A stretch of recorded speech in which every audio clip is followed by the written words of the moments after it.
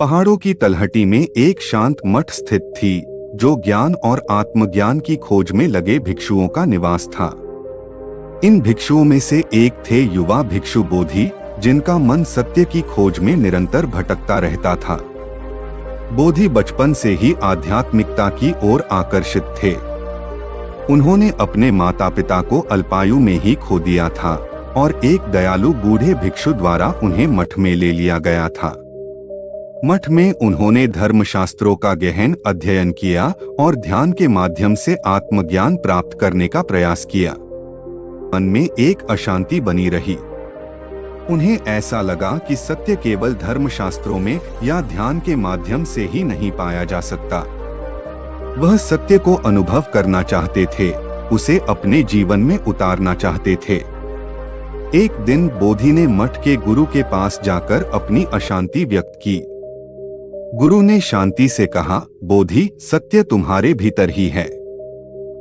तुम्हें उसे खोजने के लिए दूर जाने की आवश्यकता नहीं है। अपने मन की गहराइयों में जाओ और तुम सत्य को पाओगे।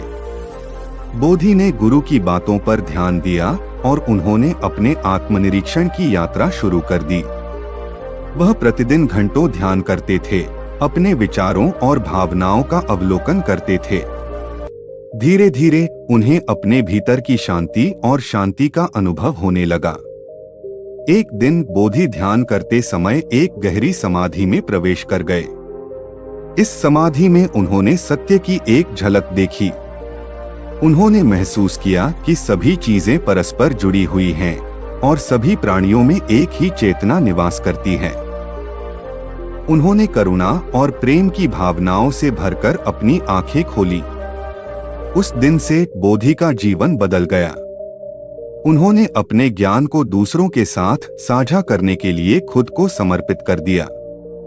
वह गांवों में जाते थे और लोगों को सत्य के बारे में बताते थे।